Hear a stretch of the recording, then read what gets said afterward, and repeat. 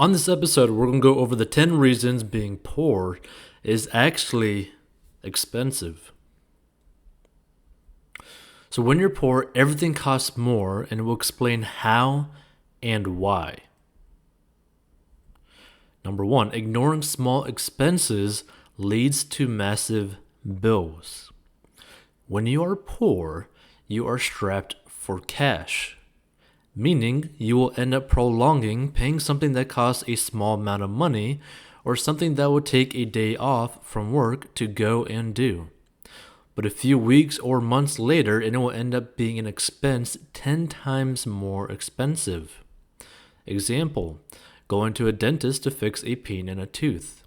Might just be a small cavity, but ignore it and then the pain becomes massive and may lead to an infection costing 10x what it would have cost to just fix a tooth with a cavity. Number 2, getting to your job costs more. In many cases, housing further from a city is actually more affordable. But even though housing may be cheaper, getting to your job in this city will actually cost more.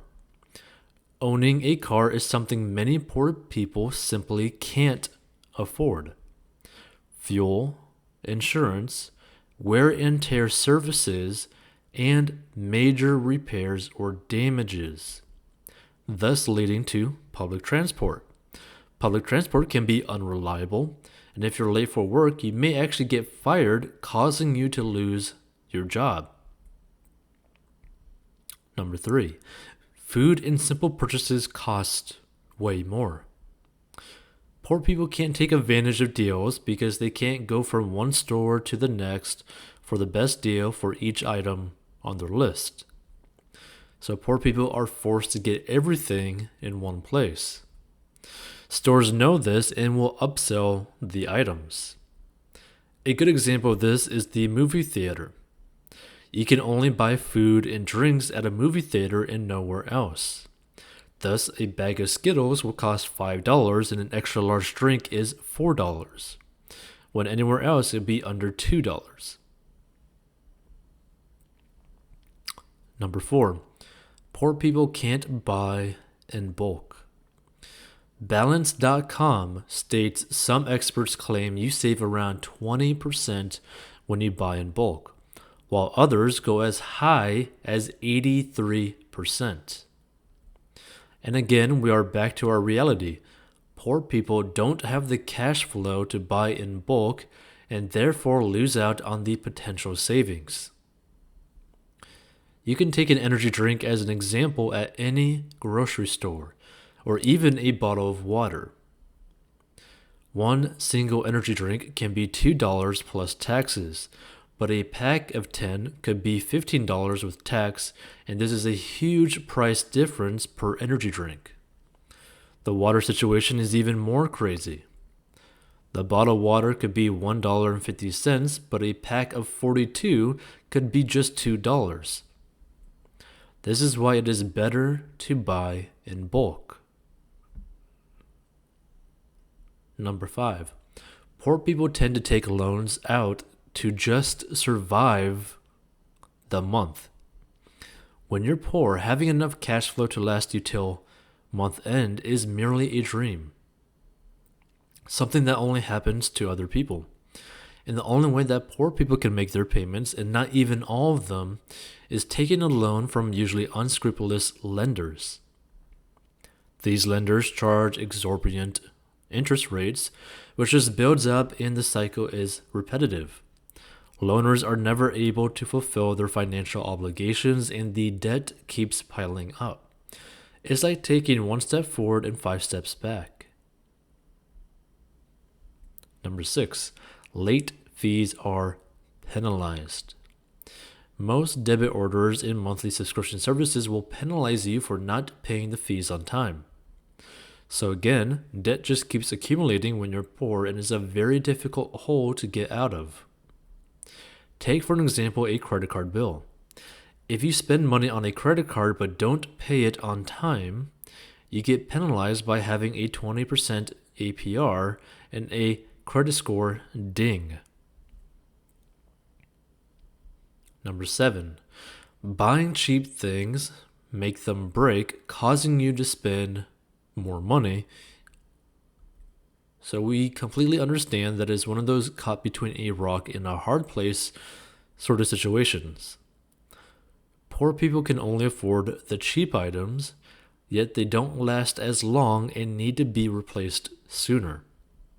However, tossing out a huge sum of money to buy the quality or the name brand item is not even a possibility when there are huge hungry mouths to feed. Sadly, items that are affordable for the poor are low end. They're a cheap variant made from the worst components and ingredients and assembled with little care or concern for the buyer. Products are often defective with the knowledge that the poor won't even bother returning it because it's just not worth the time or energy. Number 8. Banks favor rich people over poor people. Seriously. Who is a more lucrative customer for a financial institution? A poor person struggling to make ends meet, desperate for a loan, or a rich person that will bring more business into the bank? Obvious answer. So banks try and deter poor people from using their services, or rather to look elsewhere. The poor must pay to the bank, while the rich get paid to bank. Many banks require a minimum amount to be left in the account. If that minimum amount is not there, the bank charges you for keeping the account open. That's just one small example. Getting a loan is impossible when you don't have a good track record, and ultimately, you are a risk to the bank. Like they're going to literally look at you. Like if you were the same stats as another person, but you were worth $1 million and the other person was worth $100, they're basically not even going to really look at you. Like they're not even going to tell you that there's options out there to increase the amount of money that you actually have, or we could get you a loan for new properties. They will not offer you anything because they don't think that you're really worth anything. So poor people don't have substantial assets for lender liquidation. Number 9, eating healthy food is pretty much unaffordable when you're poor. Making fresh, healthy food from scratch is time consuming. Poor people are often working several jobs to make ends meet, trapped in a financial, mental, and emotional crisis that requires every ounce of energy to survive the day. So by the end of it, it's a case of buying whatever is convenient. It's not just not an option for poor people. The rich, on the other hand, can consume everything that's healthy whenever they want to. Number 10, owning property can't happen. Landlords take advantage of this. We all know how expensive it is to actually own a home. Besides needing a bank balance the size of Africa, you also need to jump through hoops to prove that your income is steady and you're a secure, financially stable person.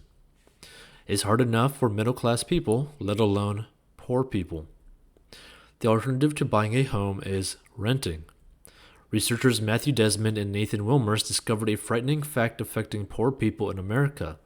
They confirmed that American landlords derive more profit from renters in low-income neighborhoods. They add that landlords exploit the poor and have staggeringly high profit margins.